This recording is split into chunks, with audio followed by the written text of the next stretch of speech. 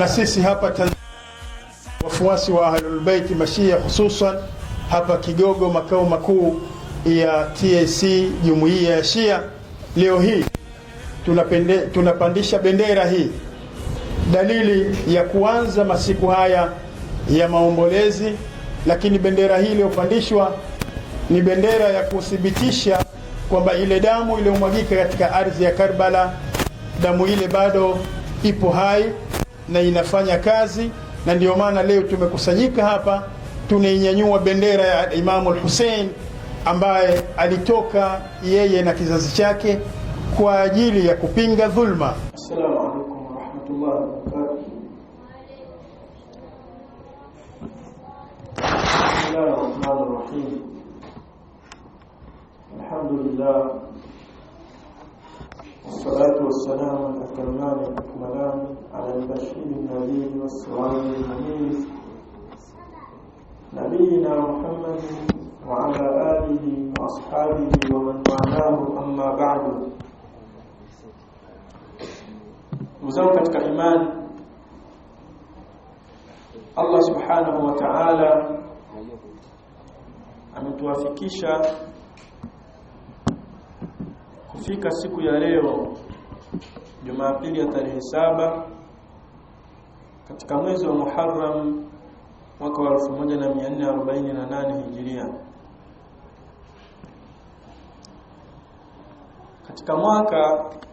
Katika kila mwaka ndani ya mwezi wa Muharram hujitokeza maombolezo ya Mashia Marafidha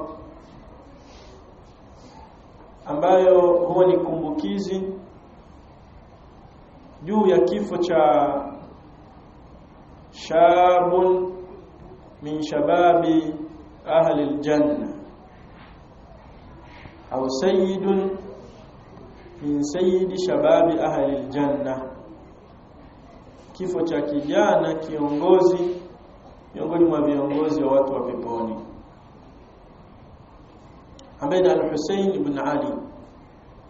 Kifo hiki kilitokea tarehe 10 katika mwezi wa Muharram mwaka wa 61 wa Hijiria. Lakini swala la vifo Uislamu unalizingatia na unalijua na umelielezea. Kwenye Qur'an suratu Zumar Allah subhanahu wa ta'ala anasema kullu nafsin dha'iqatul maut, kila nafsi itaonja mauti. Na katika suratu Ar-Rahman Allah subhanahu wa ta'ala anasema kullu man 'alayha fan wa yabqa wajhu rabbika dhul jalali wal ikram, kila kilichopo juu ya ardhi, kila kilichopo ulimwenguni kitaisha na utabaki uso wa Allah dhul jalal, mwenye utukufu wal ikram na ukarimu. Kufa kupo ni swala ambalo lipo, lakini kifo ni mtihani kama anavyosema Allah katika suratul Baqara, wala nabluwannakum bishay'in min al-khawfi wal-ju'i wa naqsin min al-amwali wal-anfusi wath-thamarati fabashshiris sabirin. Takupeni mitihani ya vitu mbalimbali, miongoni mwa hofu na njaa, wa naqsin min al-amwali wal-anfus, lakini pia na mapungufu katika mali na nafsi. Unaweza ukawa tajiri leo, kesho zikafungua. Unaweza ukawa una mtoto leo, kesho akafa. Ni swala ambalo lipo, wala hakuna anayeweza kulikwepa na halikuepeki. Lakini Allah akasema wabashirie ewe Muhammad wenye kufanya subira. Ukipatwa na njaa, ukapatwa na hofu, ukafiwa, ukafilisika, kuwa na subira. Katika matunda, wenye vilimo, ukaja ugonjwa ukaharibu matunda, kuwa na subira. Alladhina ambao idha asabatuhum musiba kunapowapata msiba qalu inna lillahi wa inna ilayhi raji'un. Wale ambao wanapata msiba wanasema inna lillahi wa inna ilayhi raji'un. Ayuha al-ikhwati al-kiram, tukiangalia Shi'atu Rafidha hakika wamefiwa kama wanavyodai wao kuwa wamefiwa, na msiba huu ni msiba wa Waislamu wote, sababu kulimgusa kila Muislamu ni imani. Lakini sisi ahli sunnah wal jamaa tukabaki katika misingi tuliyopewa na Allah subhanahu wa ta'ala. Na ukisoma katika suratul Ankabut aya kwanza na ya pili, Allah anasema alif lam ra ahasiba an-nasu an yutraku an yaqulu amanna wa hum la yuftanun wa laqad fatanna alladhina min qablikum fala ya'lamanna Allahu alladhina sadaqu wa la ya'lamanna al-kadhibin. Hakika Allah anasema alif lam ra, hivi wanadhani watu wataachwa tu waseme tumeamini bila kupewa mitihani? La, hakika tuliwapa mitihani wale waliokuwa kabla yao, min qablihim. Hakika tunajua wanasema hakika ninajua wale wa kweli na ninajua waongo. Kwa Allah subhanahu wa ta'ala masala ya vifo na mitihani mbalimbali ameyaweka makusudi katika hali ya kututaini na kutuangalia tutafanya nini pale tutakapofiwa, pale tutakapopata msiba wa aina yoyote. Kwa sisi ahli sunnah wal jamaa tukabakia hapo hapo. Lakini Mashia Marafidha wao wakaja na utaratibu wao mwingine. Lakini kabla sijaingia katika kuangalia utaratibu wao juu ya kudili na hiki kifo cha Al-Hussein ibn Ali, kwanza nizungumzie historia kidogo ya kifo hiki ilikuwaje. Al-Hussein ibn Ali ni miongoni mwa watu ambao waliukataa utawala wa Yazid ibn Muawiya, na sababu iliyompelekea au katae ni kwa sababu alikuwa anaona kwamba Yazidi hafai kuwa mtawala, na bali swala la mtawala inabidi lichaguliwe kulingana na shura, kwamba watu wakae shura, muhajirin na ansar wamchague khalifa waumini. Lakini kwa nini Yazid alikuwa mtawala? Muawiya bin Abi Sufyani alipokuwa mtawala aliziangalia au aliuangalia Uislamu katika sehemu kuu tatu. Sehemu ya kwanza aliwaangalia Waislamu wa Iraq, akaona kwamba Iraq kuna fitna, ni watu wa fitna, kuna makhawarij kule, na wao wanasubiri upenyo ili wamchague kiongozi. Akawaangalia watu wa Madina, akagundua kuwa watu wa Madina pia wanataka kumchagua mtawala. Akawaangalia watu wa Banu Umayya, yani wale watu wake, akagundua kuwa hao watu wa Banu Umayya hawamridhii yoyote isipokuwa Yazid ibn Muawiya. Kipindi hicho ni Sham, na Sham inakusanya nchi tatu: Jordan, inakusanya Palestina na Syria. Kwa kipindi hicho hiyo ndio Sham. Lakini akaangalia hizi pande tatu zote, ni ipi pande yenye nguvu serikalini, nguvu ya kisiasa na nguvu ya kijeshi? Akagundua ni Bani Umayya. Lakini alipomwangalia mwanae Yazid bin Muawiya, akamuona kuwa ni kijana ambaye ana khibra ya vita na ana siasa nzuri ya uongozi na ana istiqama katika dini yake.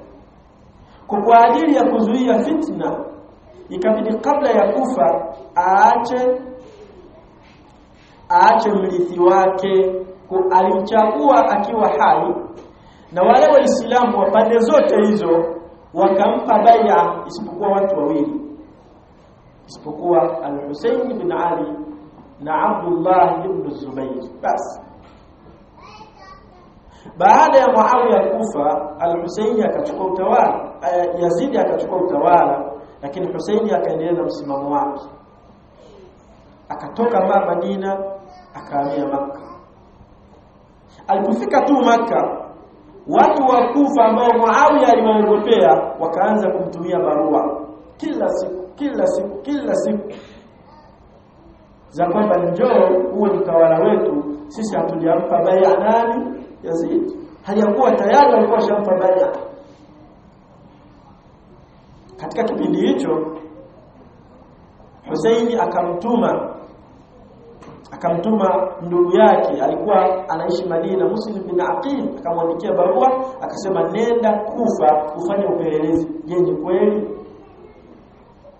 Akatoka akaenda mpaka Kufa, akafikia kwenye nyumba ya mtu mmoja anaitwa Muslim ibn Ausaja. Baadaye akahamia kwa Hani ibn Urwa, na wakakusanyika kwake, wakampa mkono wa mtiifu kwa niaba ya Husaini watu 12,000. Imekuja na hiyo imethibiti katika riwaya aliyosimulia Husaini, Sayyid al-Amin Husain, mwanachuoni wa Shia. Kwa hapa huyu amesimulia kuwa walimpa bai'a watu 20,000. Kwa ziko riwaya tatu, 12,000, 18,000, 20,000. Hizi riwaya zote zipo, lakini almuhimu alipewa bai'a kwa niaba ya Husain. Akamwandikia barua Husain, akamwambia inna ra'ida la yakdhibu ahlahu, hakika mpelelezi jicho la, yani kwa sababu mpelelezi anaitwa jicho, hakika mpelelezi hamdanganyi aliyemtuma bwana wake. Faaqbil hina taqra kitabi hadha, anza safari utakaposoma barua yangu hii. Husaini alipokea barua tarehe 8 ya mwezi wa Dhulhijja, yaum tarwiya, akaanza safari kuelekea Kufa. Kabla ya kuanza safari, walimpa nasaha masahaba, wakamwambia huko unapokwenda sio, hao watu wanakuita katika fitna. Na katika nasaha mashuhuri ni nasaha ambazo alipewa na Ubayd na Abdullah bin Umar radiyallahu anhuma. Akamwambia akhbirni in kana, sema akhbirni in kana da'awka ba'da ma qatalu amirahu, hebu niambie kama wamekuita baada ya kumuua amiri wao, sababu amiri wao kipindi hicho ni An-Nu'man bin Bashir sahaba. Kama kweli wamemuua huyo amiri wao, wanafau aduwao, na wakamfukuza adui wao, kwa maana adui wao yani ule utawala wa Bani Umayya, wabatu biladahu, na wamedhibiti ile miji yao inayopatikana Kufa, wamedhibiti iko chini yao. Fasili ilayhi, basi nenda kwao. Wa in kana amiruhum hayy, lakini kama amiri wao yuko hai, wa huwa muqimun alayhim, na bado anaishi juu yao, yani muqimun alayhim, anaishi akiwa yuko juu yao kiutawala, qahirun lahum, alafu anawateza maguvu, wa umaluhu tajaba biladahum, na wafanyakazi wa amiri huyo kama wameenea katika hiyo miji yao inayopatikana Kufa, fa innahum inma da'awka lilfitna, hakika wanakuita kwa ajili ya fitna, walqital, na kwa ajili ya vita. Wala amanu alayka an yastafizu alayka, mimi sina amani kabisa. Hawa ukienda watawachochea watu, wayuqallibu qulubahum alayka, na watabadilisha nyoyo zao ziwe dhidi yako. wala amanu alayka, asema fayakunu alladhi da'awka, atakuja kuwa yule aliyekuita ashadda an-nasi alayka, ni mtu mbaya zaidi kuliko ni mtu mbaya zaidi dhidi yako. Husaini akamwambia inni astakhiru Allah wa anzuru ma yakunu, mimi nitafanya istikhara kisha nitaangalia hali itakuwaje. Lakini bado akawa na msimamo wake, akaondoka. Alipokuwa njiani anaenda, akapata taarifa kutoka kwa Muslim ibn Aqil. Sasa Muslim ibn Aqil alipokamatwa akamtumia barua ya kumzuia, akamwambia watu ondokeni, huko nishakataliwa. Lakini Banu Aqil wakagoma, wakasema sisi hatuwezi kurudi mpaka twende tulipe kisasi cha ndugu yetu aliyeuawa Muslim bin Aqil. Kwa hiyo Husaini akasonga mbele hivyo. Lakini yule An-Nu'man bin Bashir, mtawala wa Kufa, akawa amebadilishwa, akaletwa mtawala mwingine anaitwa Ubaydullah bin Ziyad, ambaye alikuwa ni mkali katika siasa yake. Na ndio aliyemkamata Muslim bin Aqil mpaka akapelekea akamuua, akamkata kichwa juu ya nini ya kasri, kisha akamtupa chini. Kwa Husaini akaenda, alipofika Kufa, Ubaydullah bin Ziyad alikuwa amemkaribisha na wanajeshi 1000 wanaopanda farasi. Waliokuja kwa sura ya kumpokea akawakataa, kwa sababu ashajua kuwa huku shasalitiwa. Akashika njia ya Qadisiyya ili aelekee Sham. Alipofika Karbala akauliza hii ardhi inaitwaje? Wakamwambia inaitwa Karbala. Akasema bal karbun wa bala, hii ardhi ni ardhi ya matatizo na majanga hii. Na ni kweli akakutana na jeshi la watu 1400 walikuwa linaongozwa na Umar ibn Sa'd ibn Abi Waqqas, mjukuu wa Sa'd ibn Abi Waqqas, sahaba, mwanae Sa'd ibn Abi Waqqas ambaye sahaba. Na jeshi lile la watu 1000 lilikuwa linaongozwa na Al-Hurr ibn Yazid. Alhasil ni kwamba alipofika pale akawakuta watu, alimkuta Shi'i ibn Abjar, akamkuta Qais, akaanza kuwaita, hivi nyinyi mliniandikia barua kwamba niwe mtawala wenu? Wakasema hapana, ya kuandikia barua sisi hatuja kuita. Basi akawaambia msiniue, ila nakupeni option 3. Moja, niacheni nirudi nilipotoka Makka. Pili, nipelekeni kwa Yazid bin Muawiya ambaye ni khalifa wa Uislamu, nimpe bai'a, kwa sababu nyinyi naona mshani saliti, mmejiunga na Ubaydullah bin Ziyad. Nyinyi mliniita lakini mmenisaliti, sababu Ubaydullah bin Ziyad aliwashawishi wale kwa amani na vitisho, wakamtelekeza Husaini na Muslim, wakajiunga naye. Jambo la 3, nichukueni nipelekeni mipakani kwenye majeshi yanayolinda nchi za Kiislamu, ili nikifa nife nao, nikineemeka nineemeke nao. Taarifa hii ikachukuliwa ikapelekwa kwenye kasri kwa Ubaydullah bin Ziyad, gavana.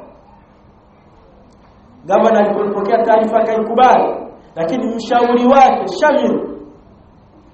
Shamil akagoma, akamwambia wewe bwana, ukikubali tu utakuwa umejiharibia CV yako.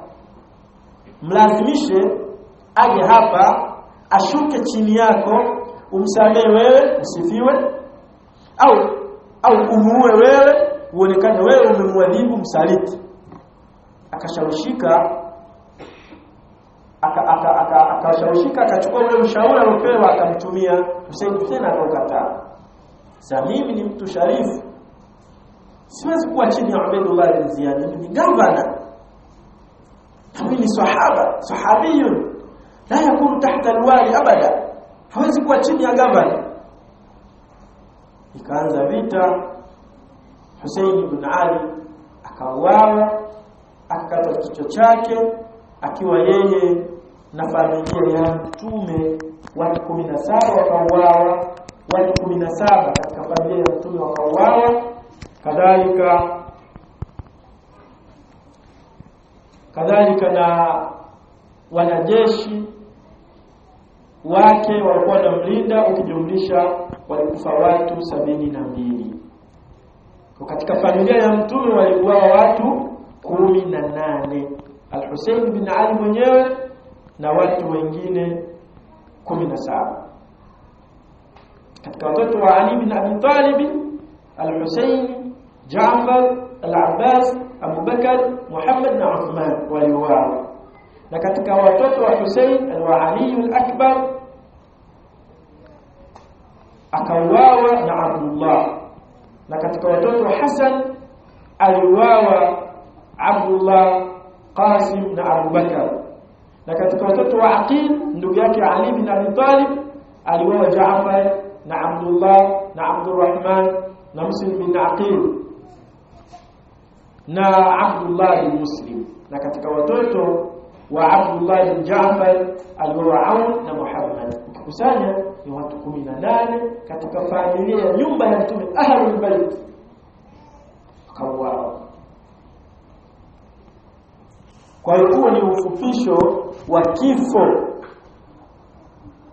cha Hussein ibn Ali ibn Abi Talib radhiyallahu anhu. Kifo kilipotokea, watu wa ghulu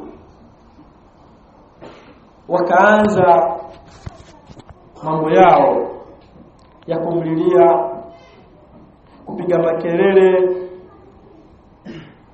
na mambo mengineyo mengi, mpaka siku moja Ali Zainul Abidin, imamu wa 4 wa Mashia kama wanavyodai, sababu Ali Zainul Abidin hakuwa Shia na yeye anahesabika ni katika fuqaha al-Madina, katika wale mafakihi wanachuoni wa fiqh wa Madina kuwemo. Alipowaona wanalia akashangaa sana, akasema haulai yabekuna alaina, inna haulai yabekuna alaina, hawa wanatulilia sisi, faman qatalana ghayruhum, sasa ni nani aliyetuua sisi kama si wao? Ni nani aliyetuua sisi kama si wao? Aljawab ni wao wenyewe ndio. Kwa hao walianza huzuni hizi za kumlilia Hussein kaliban wazura, walikuwa ni Ashia, na wao ndio walomuita Hussein, kisha wakamsaliti, wakamdhulumu, wakamuonea, wakamwaibisha.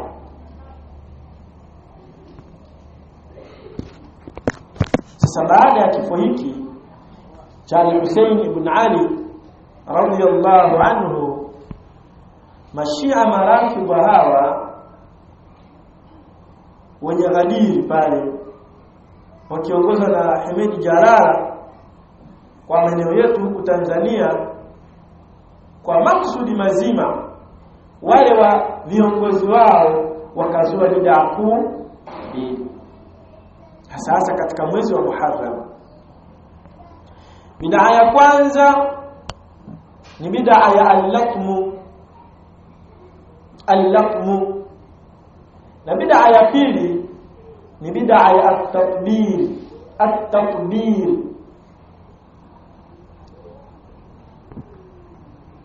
Al-laqmu ni nini?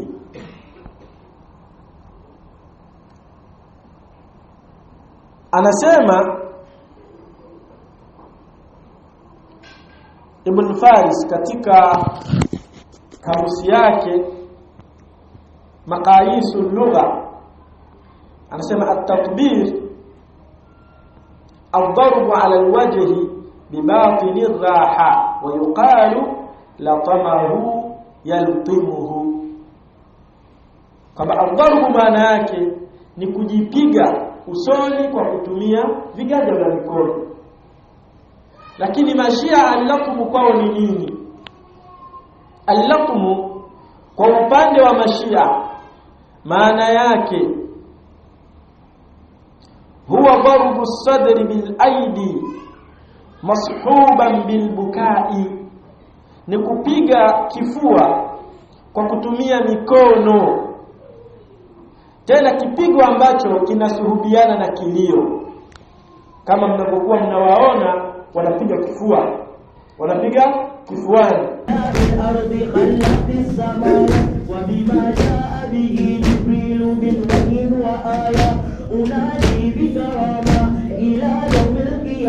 Hiyo ni al-latmu wanahiya, na kipigo hicho kinaambatana na vilio vya kimaombolezo, yani wanalia kwa kuomboleza, wa makhshal wajh, kadhalika na kuangua uso, ta'biran 'anil huzni, na wanafanya hivyo katika hali ya kuelezea huzuni yao ala maqtal al-Husayn radhiyallahu anhu, juu ya kifo cha Husayn Allah mridhie. Wa yakunu dhalika min mawakibin jamaiyatin, na swala hilo linafanyika katika misafara ya pamoja, yusamunaha mawakib al-aza. Misafara hiyo wanaita kuwa ni misafara na maandamano ya maombolezo, haithu turfa'u rayati sud, pale ambapo unyanyuliwa bendera nyeusi, watunsharul marafi, na uimbwa mashairi ya kuombolezea. Wayabda'u an-nasu bil-laqmi wan-nahibi, hapo sasa watu wanaanza kujipiga kifua, kadhalika na kulia vilio vya sauti ya juu sana. Hii taarifu ipo katika mtandao wa Kishia unaitwa Wiki Shia, Wiki Shia. Na hili tarehe 17 ya mwezi huu, mwezi wa 6 huu, ndicho kilichofanyika pale Badiri. Pale Badiri pale kilichofanyika ni kupandisha bendera ya kuanza rasmi maombolezo ya kifo cha Al-Husayn, na akatangaza moja kati ya mashehe wao kwamba leo tumepandisha bendera rasmi ya kuanza maombolezo ya kifo cha nani? Cha Al-Husayn bin Ali. Katika mwaka mpya wa Kiislamu, taban sisi wafuasi wa Ahlul Bait Mashia, yanapoingia masiku haya kila mwaka ulimwenguni, wafuasi wote wa Ahlul Bait wa pamoja, kuanzia mwezi mosi Muharram, siku haya ya Muharram tunakusanyika katika maeneo yetu, katika misikiti yetu, katika Husainia zetu, kwa kumkumbuka na kukumbuka tukio la kusikitisha, la kuhuzunisha, la kuuawa kikatili kizazi cha Bwana Mtume Muhammad sallallahu alaihi wa alihi wasallam, wakiongozwa na mjukuu wake al-Imam al-Hussein salawatullahi wasalamuhu alayhi.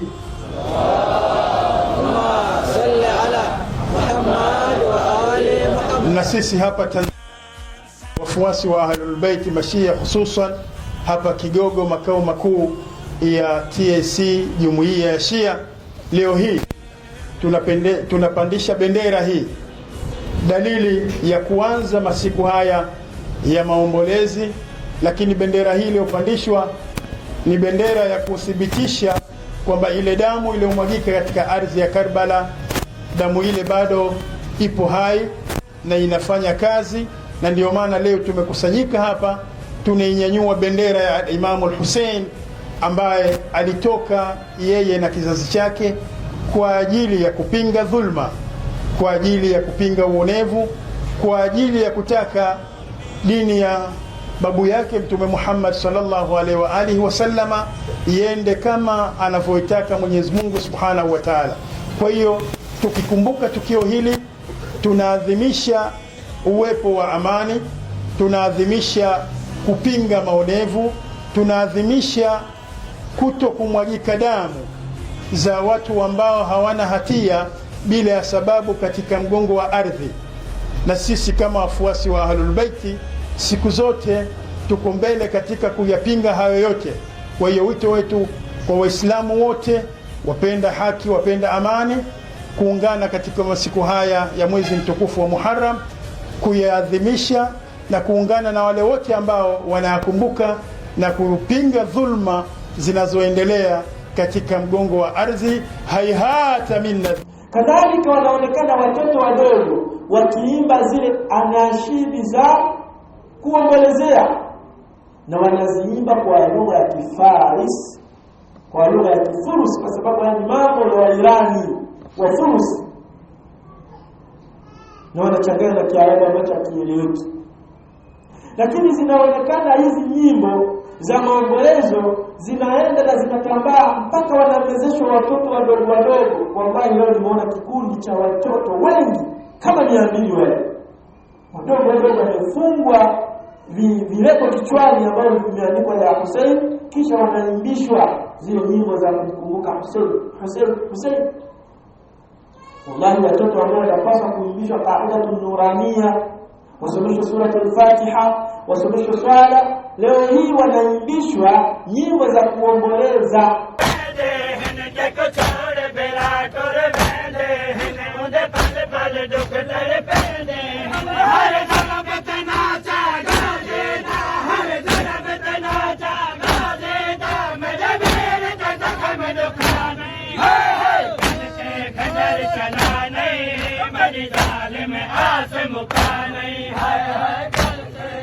Hasa haya ndio yanaendelea huko. Al-laqmu ndio hiyo. Lakini maulama wa Kishia wanaadhimisha al-laqmu sana. Mfano wa maulama hao ni Al-Qummi katika kitabu chake kinaitwa Nafsul Mafhum fi musibat Sayyid al-Husayn al-Madhlum, anasema wa kana an-nasu fi Karbala wal Kufati wa ghayriha, walikuwa watu katika eneo la Karbala na Kufa na maeneo mengine, yakhrujuna yawma Ashura, wanatoka katika siku ya Ashura, lidharbi ala sudurihim, kwa ajili ya kupiga katika vifua vyao, wa wujuhihim, na katika nyuso zao, hazanan ala al-Husayn, kwa sababu ya kumhuzunikia Husayn. Kwa swala ambalo la kawaida kwao wala halina shida. Na katika majlis, na anasema al-Majlis katika kitabu al-Kafi kwamba innal bukaa wal jazaa wal nawha wal darba ala sadri min a'zami al-qurbat yawm Ashura,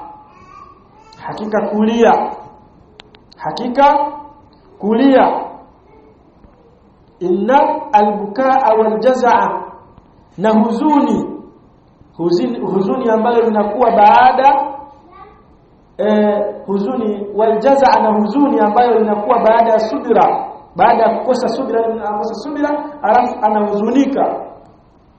Wanauha, na kupiga makelele kwenye kulia katika hali ya kuomboleza. Wadharuba ala sudur, na kupiga juu ya vifua. Min a'zami alqurbati yawm Ashura, ni katika ibada kubwa ambazo mtu anazinia kujikurubisha kwa Allah siku ya Ashura. Na miongoni mwa maulama ambao wamezungumzia swala hili katika maulama wa Kishia, kama ilivyonukuliwa kutoka kwa Murtadha Ibad, akinukuu kutoka kwa Sheikh wa Kishia al-Muhaddithu al-Afkawi katika kitabu kinachoitwa Maqtal al-Husayn, anasema alladhi yustafadu min majmu'i an-nusus wa minha al-akhbar al-warida fi ziyarati al-Husayn al-Madhlum walau ma'a al-khawf 'ala an-nafs yajuzu al-latm wal-jaz'u 'ala al-Husayn kayfa ma kana hatta law 'alima annahu yamutu fi nafsi al-waqt. Nasema jambo ambalo linachukuliwa kama faida kutoka katika mjumuiko wa dalili za wazi, na miongoni mwa dalili hizo ziko habari zilizokuja kuelezea uwajibu wa kumtembelea Husaini aliyedhulumiwa, yalikwenda Karbala kufanya ziara. Hata kama mtu atafanya safari hiyo akiwa anaogopea nafsi yake, basi inafaa kujipiga katika kifua. Kadhalika na kuhuzunika baada ya kukosa subira kwa sababu ya kifo cha Husaini, vyovyote itakavyokuwa, mpaka hata kama mtu atajua kuwa katika kujipiga huko na kuhuzunika huko atakufa, lazima mtu alimpige kifuani na huzunike. Hii ni taadhim kubwa ya kukiadhimisha kitu ambacho katika sheria ya Uislamu hakifai. Nitakuja kuelezea kwa nini nasema katika sheria ya Uislamu ni kitu ambacho hakifai. Bid'a ya pili ambayo wameizua Mashia katika mwezi huu ni bid'a ya at-takbir.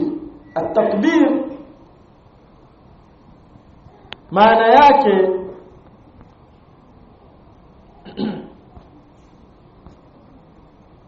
at-takbir maana yake ni darbu ruus, ni kupiga katika vichwa, hata tadmia, mpaka vitoke damu, bialatin hadatin, kwa kutumia chombo au kifaa chenye ncha kali, wasikinin kabirin, na kwa kutumia kisu kikubwa, tusama tubar, kinachoitwa tubar, wa darba dhuhur, na kupiga migongo, bizanajin, kwa kutumia mijeledi ya minyororo, yani mijeledi ya chuma, hata al-ihmrar, mpaka migongo iwe nyekundu. Katika klipu mbalimbali zinaonekana Mashia na Rafidha wakiwa wanajikata katika miili yao kwa kujipiga kwa kutumia minyororo ya chuma, kadhalika kujipiga ima visu au vitu vya mchakali vichwani na kutoa damu. Hii inaonekana sana hii. Sasa hii inaitwa at-takbir, ni bid'a walioizua Ashia Rafidha. Lakini bid'a hii kutoka wapi? Bid'a hii ilianzishwa karne ya 10. Leo si karne ya 14 ya Hijiria. 15. Sasa karne ya miaka 400 takriban iliyopita ndio ilianzishwa bid'a hii. Na alizusha mtu mmoja anaitwa Shah Ismail Safawi, ambaye ndiye mtu wa kwanza kuvamia Iran. Sababu Iran kipindi hicho katika daula ya Ottoman Empire ilikuwa ni Iran ilikuwa iko chini ya Uislamu. Wakati khalifa wa Kiislamu kipindi hicho amezingira visiwa vya Cyprus, amezingira vile visiwa vya Ufaransa, Italia, anakaribia kuchukua ile miji ya Kiislamu, ndipo akavamia Shah Ismail Safawi katika miji ya Iran, akaua Waislamu wengi sana, ikasababisha kusitisha vile vita vya kufungua ile nchi ya Ufaransa, ikabidi arudi kupambana na hao na Mashia, lakini wakamshinda, wakachukua Iran. Aliyetawalia swala hili ni Shah Ismail Safawi. ويقال أن الشاه إسماعيل قد اقتبس التطبير من النصارى. inasemekana kwamba Shah Ismail alichukua hii bid'a ya takbiri kutoka kwa manasara, haithu kanu yaqumuna bituqus diniyati, pale ambapo wao walikuwa wanasimamisha sherehe za kidini, ala masadi masihi, juu ya yale aliyompata masihi kusurubiwa msalabani kama wanavyodai, japokuwa Uislamu unasema wama salabu wama qatalu walakin shubbiha lahu, hawakumsurubu Isa na wala hawakumuua, lakini walifananiziwa, waliwekewa mtu mwingine. Sasa kitendo hiki cha yule aliyesurubiwa msalabani, Shah Ismail amekichukua na kukiingiza katika Ushia, kwamba walilia Hussein katika hali ya kujisurubu na kujiumiza. Allahu musta'an. Lidhalika kana yad'u an-nasara lihuduri mawakib at-ta'ziya, na ndio maana alikuwa akiwaita Wakristo kwa ajili ya kuhudhuria ile misafara na maandamano ya maombolezo.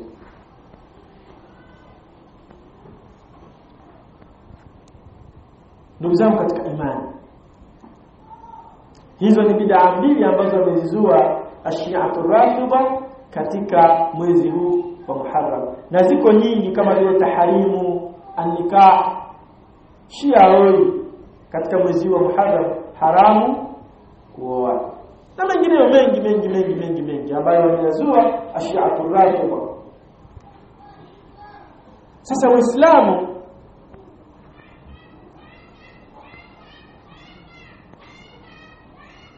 sisi kama Waislamu wafuasi wa Mtume Muhammad sallallahu alayhi wasallama, tunapopatwa na misiba inabidi tufanye nini?